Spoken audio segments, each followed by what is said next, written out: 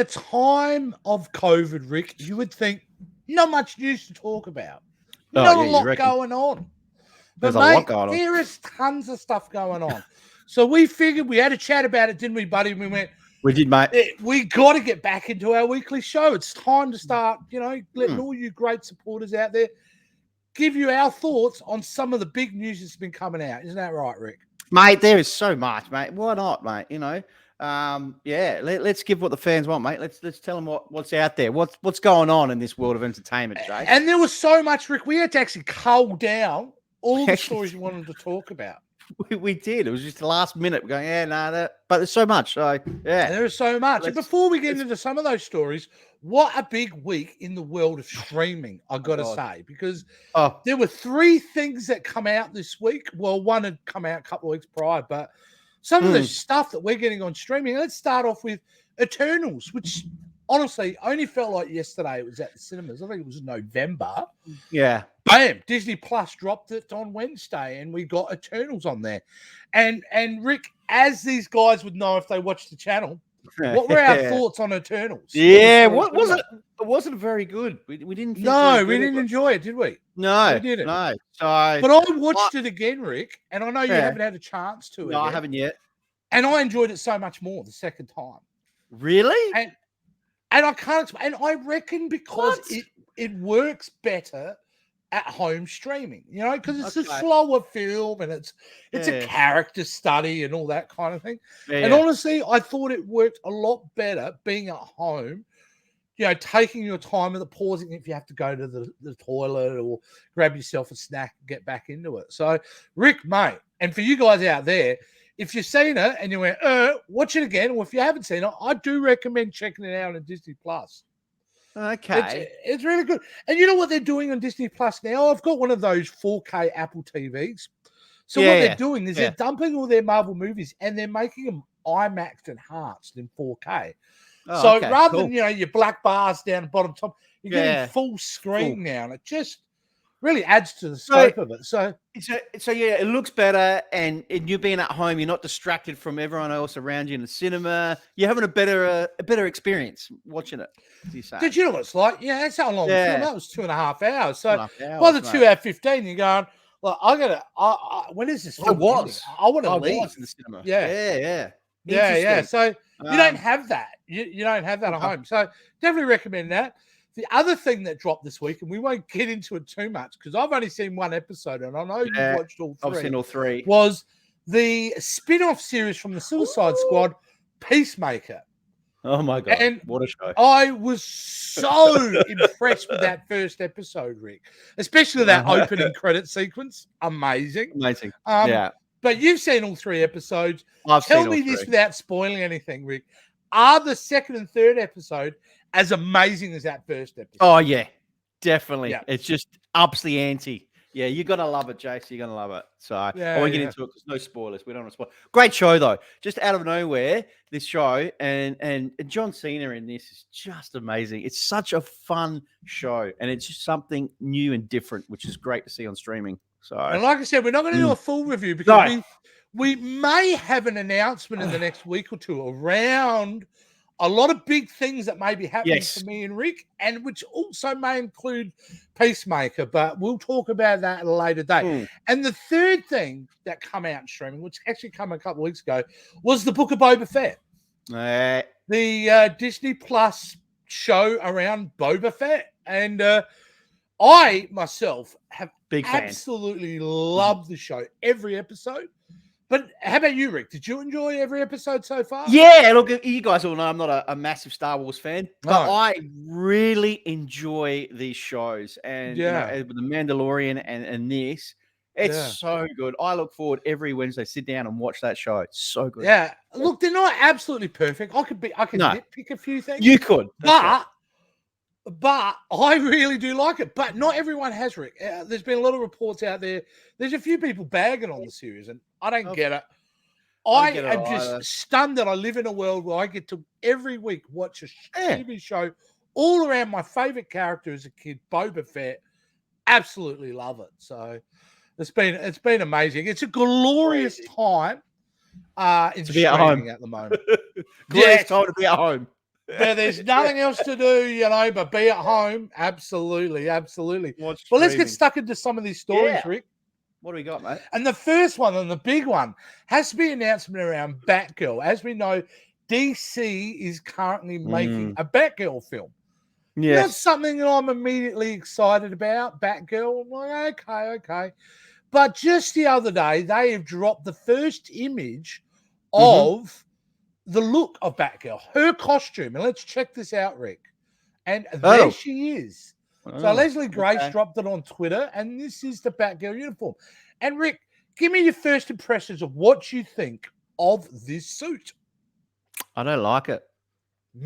I don't. I think it's very 60s-ish series. I don't. Yeah, it doesn't. It doesn't come out. It doesn't scream Batgirl for me. I don't. It seems very colourful, doesn't it? And but I mean, in its defense, and as I'll show you here, it is very comic book, appropriate. It's the same look. But you see the comic book image they've used, Joe Blow, our friends at Joe Blow have used.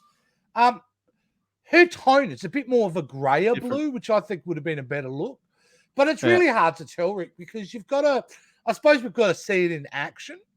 True. But I'm actually still shocked, to be honest with you, even making a Batgirl film. I mean, is there a need for it? People screaming out for it? I mean, I don't know. I don't know. There might be some sort of fans that want to see it. Yeah. They've got all the series and everything else going. Who knows? I don't know. DC are going in this direction at the moment. But they are going to give Marvel a bit of run for their money with some certain projects. So yes, I mean, obviously this year we've got. Gee, what do we got? We got the Batman comes out in March. We've got the Flash, which comes out later in the year. Is Aquaman 2? There's City of the Lost Kingdom or whatever it's called, and the Lost Kingdom that comes out this year, I believe, as well. So we've got plenty of DC content come out. So we'll kind of wait and see. But I wasn't blown away. I'll put it that way. I wasn't blown away either. All right, now let's move on to the next story. We're gonna jump over the other side of the fence. We'll go to our friends over there at Marvel Studios, which keep us entertained constantly with content. And we found out last year, I believe, that they were developing a Moon Knight series. Yes. Which is a very interesting character from the comic books. Obviously, he's somebody who has multiple personality disorder as a character. He's infused with this power that comes from some sort of Egyptian background. Never really read too much of the comics. However, I can announce that we are getting a trailer on Monday, Rick. Look on Monday, out. they're going to be dropping a trailer, and they have at this point, as I'm going to share with you now, dropped a bit of a teaser. So I'm going to turn the audio off, otherwise they'll demonetize us. No, but let's just have a look at some of the images of the Moon Knight this trailer. Monday. So let's have a look. Is it going to let me play it, or what are we going to? Here we go. We're getting little snippets. It looks absolutely cool. There you go. I love that. Oh, wow. Chaos in there. Look, Rick, it's look, by very nature of the comic books and what I know of it, like I said, I'm not a big reader. It's a very dark, disturbing type of thing. And Oscar Isaac, mate, what can you say about Oscar Isaac? He's a fantastic actor. And you've got Ethan Hawke there as well, who's playing the big bad guy in it. I'm really excited because we have not heard when this is coming out. So if I feel they're dumping a trailer, Rick, it can't be It's got to be. Surely not. It can't be too far away. I would say April, maybe May, we're going to get it. I mean, we've talk about your excitement level of this, Rick. Are you excited? Yeah. Anything that's going to come out with Marvel, I'm excited. And the good thing about this is something different. Like you said, the character's a very complex character with I guess, with all this, not schizophrenia, I guess, with a lot of characters in his head, voices and plays it. So it'd be good to see how they bring that out, and I'm just really looking forward to this. At the moment, Marvel are doing so great with their TV series and everything they're putting out. So hopefully this will be a winner, and we'll look forward to Monday with this trailer. It's going to be awesome. You just brought up something, Rick, about how Marvel bring out like good entertainment, and I want to use this opportunity to kind of Yeah, I get really annoyed at some of these hardcore fanboys who look. I understand nothing is perfect, but when is the last time you've seen any content that is perfect? It's not, And it really bothers me that we see a lot of stuff online where people are just getting it. I saw this video the other day where this guy was going off about Spider-Man No Way Home. What and are you like, about? What? I'm sitting in the cinema and everybody's freaking out. I'm going, big deal. Oh, dude, come if on. that's how you feel, maybe not. It isn't for you, but for the rest of us, we love it. We dig it. We're having a great time. This is a great time. Rick, we remember a time where the only comic book film in cinemas was Batman and Robin. All right. We lived that time. That's right. You should be very thankful we get the high quality of content that we do out there. There's so much good stuff. That's right. If you're having a bad experience, don't put it out on social media. Who cares? Like, you can have your what opinion. It is. Yeah. But this is beyond opinion, Rick. This is people just bitching and moaning and being anti for the sake of being anti, Because other people are having fun. Enjoy the content. And if you don't like it, guess what? Don't go see it. Don't watch it. That's right. Find something else you'll enjoy. That's it. Anyway, let's move on. We're going to keep in the world of Marvel, and we're going to jump over to a very much anticipated film, which was originally, Rick, due out in 2020. Yeah. Because of a lot of complexity in this, we're now getting Guardians of the Galaxy Volume 3 is coming out next year. And here we go. Let's have a look at what we've got. So now, Guardians of the Galaxy, according to James Gunn, won't be what people are expecting. And so again, our friends at Joe Blow are reporting. They're reporting the fact that James Gunn spoke with Collider. And here, read this quote. I think that I'm really happy. I gave a bunch of scenes to Marvel right before the Christmas break. Yeah. Kevin went, and then went ... They were all really, really, really stoked. But I'm also not going to be the movie people are expecting. It's different what people are going to expect. It's a hard road, but I'm really happy with it so far. And that bodes well, like that the film is going to be maybe not what we're expecting. Not like the other two. Maybe the film isn't about the chase for Gamora. Maybe the film is going in a completely different tangent. And I embrace that because in James Gunn we trust. As we spoke about just before Peacemaker. He's made that. The Suicide Squad, one of the best films of last year. Like in James Gunn I trust, But one of the big... We had that issue though, with Marvel and DC, and he's having more freedom in DC now, which you can see. So be interesting to see what direction he's actually going with this one here.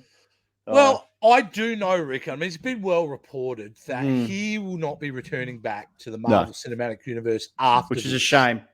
It's a shame. But do you blame him? Look at the freedom he's got over there at DC. Yeah. He can do his R-rated content. He can do whatever he wants. He's not restricted. And unfortunately, due to the nature of what Kevin Feige has set up, he can't really do. It's a shame he can't do the R-rated material. But what's Marvel going to do when they're owned by the mouse? By Disney. So, but anyway, I'm still excited. Another thing about Guardians of the Galaxy is the fact that they got Will Poulter in the cast. So they recruited him in, and he will be playing Adam Warlock, a massive character. Huge. From Marvel. A massive character. Very important. Wow. Character. So he's obviously playing the role at the moment. And James Gunn come out and said that he's killing it. He's doing an amazing job. People are going to love what he is doing. And because we haven't had a chance to talk about this, Rick, what do you think about the casting of Will Poulter as Adam Warlock? Yeah, look, I mean, Marvel do well with their casting, and we all know that. I don't think they've really haven't had a bad miss or anything with their lineup. But I'm interesting to see how he performs. It's it's another complex character as well. But yeah, hey, look, if James Gunn believes in him and he's saying that he's killing it out, then I back him for sure. Another quote he put here, which I thought was interesting too, Rick. He put, "He's the best. He's killing it.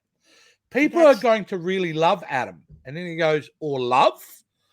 they're going to appreciate Adam Warlock, I'll say. So essentially, he's our villain, I suppose, you know what I mean? But which he isn't, he's a complex character in the comic books, but yeah, I can't wait. Guardians of the Galaxy, where we're getting a Christmas holiday special at the end of this year. We get the movie May next year. It is one of my big anticipated film in this phase 4. So let's move away from the world of comic books in the meantime, Rick, and I want to talk about a show that I know we both loved when we were younger. Especially in the 90s, a show called Quantum Leap. You remember a show called Quantum Leap? Scott Bakula. Fantastic. Scott Bakula. Absolutely. Dean Stockwell. The concept is somebody is traveling through time, trying to get home. And what he does, he goes to these different time periods and he embodies somebody. And each episode, he would sort out whatever that person's issue was in life. It had some fantastic stories. You know, do you remember that episode where he got transported into the body of someone who had Down syndrome? He did. And you know what? Could you do that now? Never be done today. No. And it was handled so well, though, well. But yeah, it was a real different kind of show. But they have announced, and I do want to share this. They have announced NBC have decided to. There we go. Sorry, go on. Bit technical issues there. Come on, Jace. I don't know what's going on with me, mate. No. I haven't had enough coffee. Here we go. There we go. Quantum Leap Reboot has been given a pilot order by NBC. Wow. So they've decided to bring the series back. Obviously, they'll be recasting. Yeah. But yeah, there were. So, Scott Bakula may be involved by the looks of this. I did not read this. But it says Scott Bakula said last year that there were very significant conversations about a Quantum Leap reboot. The rights apparently were a mess for years. Yeah. And he didn't know if they've got it sorted out. But there was always the biggest complication. And, I hope Scott Bakula's back. Maybe Scott Bakula comes in more as the Dean Stockwell role. Yeah. And we get somebody new and fresh in the role.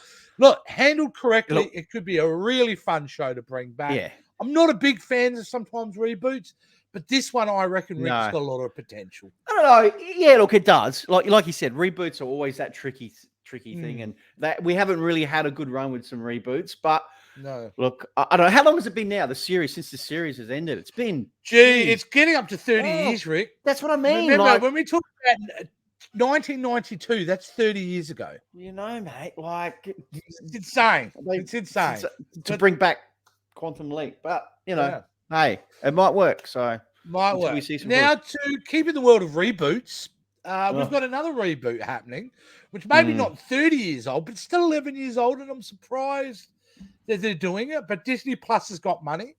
They've decided in their wisdom that we are going to get a Real Steel series.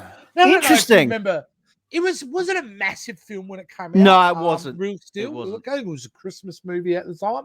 But I remember really enjoying it. I thought it was a fun movie. It was kind of a live action rock'em sock'em robots. It was, but it had heart and it worked well. Did. So, but apparently they've got a series in development of Disney Plus. So, that's something again I do think has potential if handled correctly. I don't imagine we're going to see Hugh back in it. I can't imagine. But maybe it comes in. Maybe just comes in. Yeah, cameo. Yeah, cameo type of thing. But Rick, do you remember seeing the original film? I do remember seeing the original film, and I saw it a couple of times. I didn't mind it. It's all right. It's like you said, it's a nice movie. It's got heart to it. Hugh Jackman's fantastic. It is. It's a family movie, But and the robots looked all right. Yeah, they did. And the fights were good. That ninja one was awesome. Yeah, the fight scenes. But I'd forgotten it. I remember Evangeline Lilly being in it, the Wasp. But I forgot the old new Captain America, Anthony Mackie, was in the film. And when I read this, I went, wow, that's right. Anthony Mackie. Cut the check.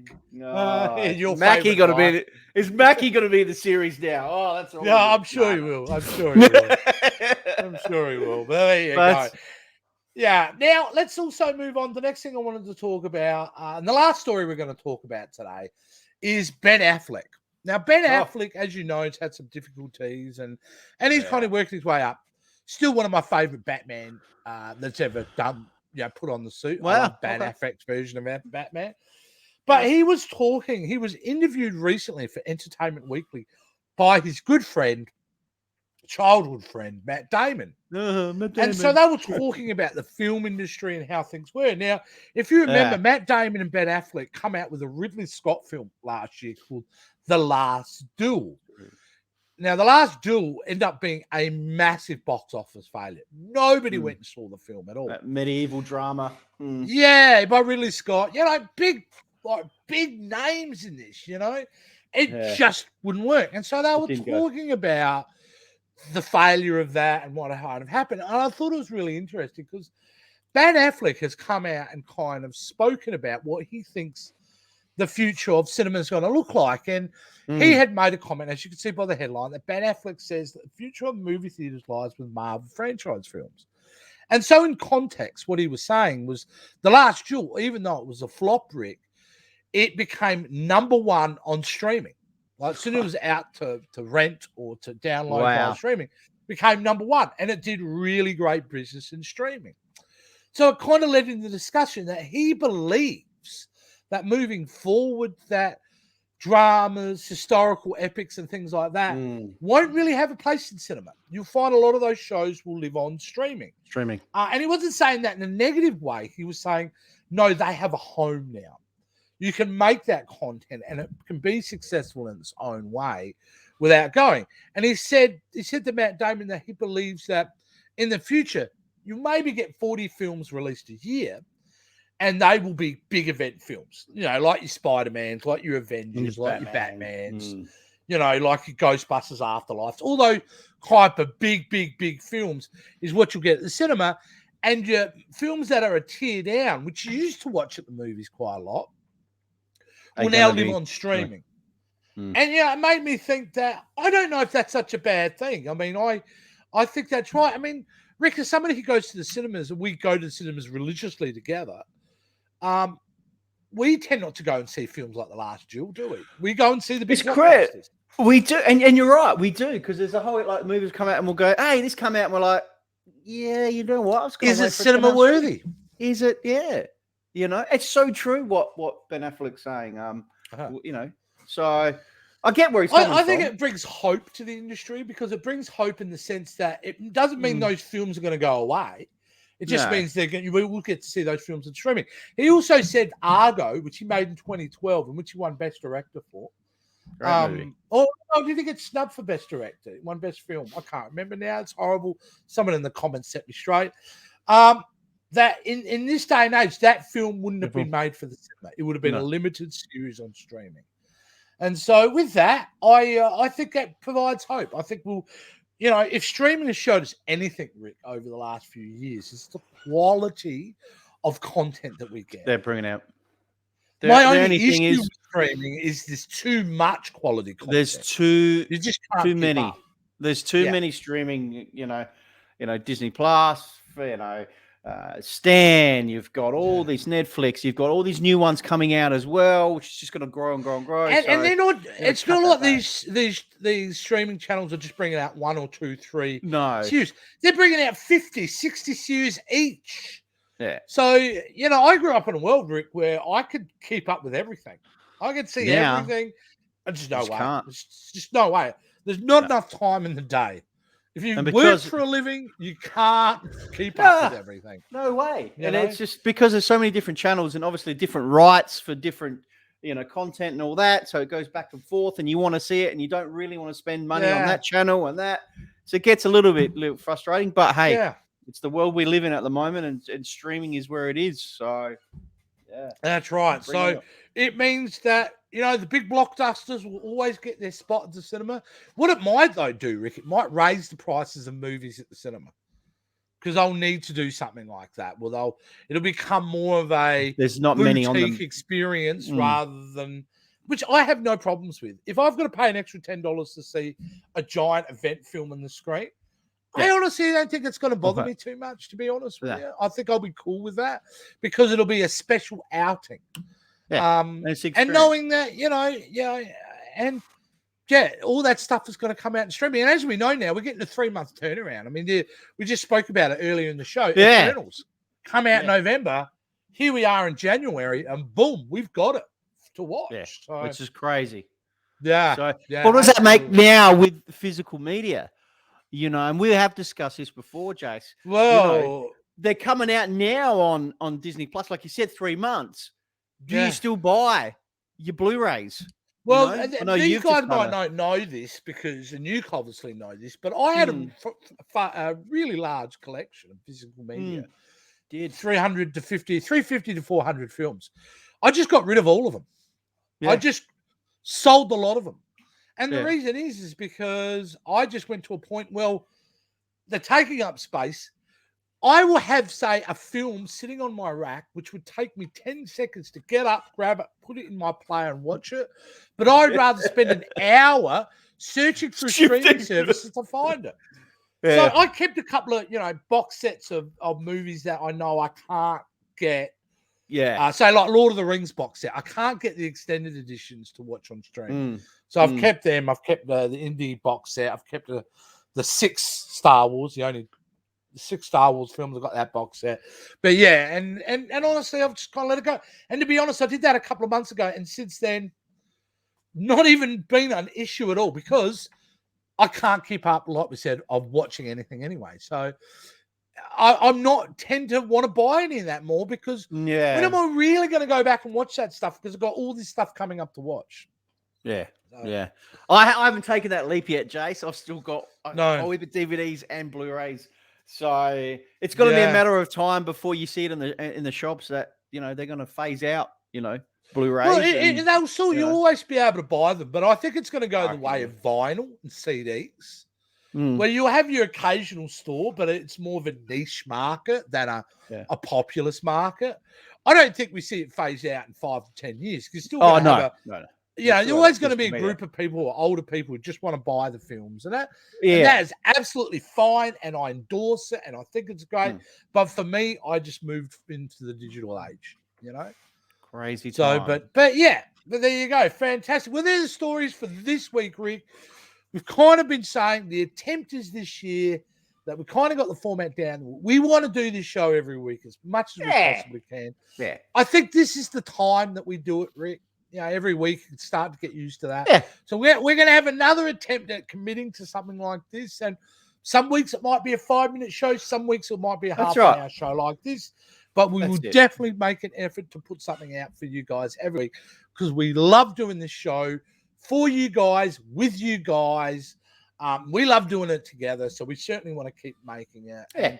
And Rick, I just want you to, before we end up, I want you to announce something really big. The pop culture spread has just dropped in the last 24 hours. Talk about it, Rick. What have you been working on? So we have, obviously, it's a new year, it's a new us, and we have just dropped our our second version of a merch store. So we've just dropped some new merch, which is fantastic. We've set up our own merch store, which is at popculturespreadstore.com. Yeah. So go there and check it up now. Jason's bringing it up now. You can see some of the T-shirts and merch that we'll be in Jason wearing. We have a ton of things. We have so much there. We've actually broadened our range for everything. And we've got a lot of, and we're going to be doing a lot more movie-inspired logos as well. And as you can see, we've got stuff from tech to gym wear to coffee mugs, your hats, sweaters. We've got everything. And we've got stuff for ladies, gents, for everyone. So there's just one of the logos there. Our what we call our Lethal Weapon logo. Inspired hoodies here, and they're great. They're kind of good. So Rick's been working really hard on it. I've been starting to decide some logos. It's still working. There's going to be a lot more stuff as we go along. A lot more. We're going to be adding so much. We want to give you guys options. So yeah, absolutely. And, they come in all range of colors and sizes. So yeah. Guys, get on board. So we've got the store, and you can go on our Facebook and Instagram pages, and you'll see the stores there as well. But just quickly click, and away you go. So super guys, excited. if you like what we do, if you want to support us, this is the perfect way to support us. Yes. Keep the wheels greased so we can keep this going, keep developing the channel, making content that you guys want to see, and keeping the lights on. Correct? See, Rick couldn't afford his lights. His lights cut off. They're gone. They're gone. Like, we need you to buy stuff. So, no, in all seriousness, we really, we love doing this. It's just a way to hopefully, get you guys to get, we get something out of it. You guys get something out of it. And, that's what we want to do. We really love it. 2022 is going to be a big year for the channel. We've got some other announcements we'll be making hopefully in the next couple of weeks, but certainly around the channel. Watch us, enjoy us, provide us feedback, communicate with us, because that's our favorite thing in the world is to hear your feedback. So keep in touch. And where is the best way for them to communicate with us, Rick? Guys, all you need to do is drop us a comment down below for this video. Give us a like. Hit that subscribe button for us. We'd really, really appreciate it. Hit the notification bell. And just follow us all on our social sites. We've got a whole heap of social sites, and we're getting back into some old social sites as well. We're just going to get out there. So just please like, share, comment. We really appreciate it, guys. We appreciate your support. Hey, look, it might be a difficult world out there, but it's going to be a fun time this year in the Pop Culture Spread channel. So thanks for watching, guys. We'll see you next week, and stay awesome. See ya.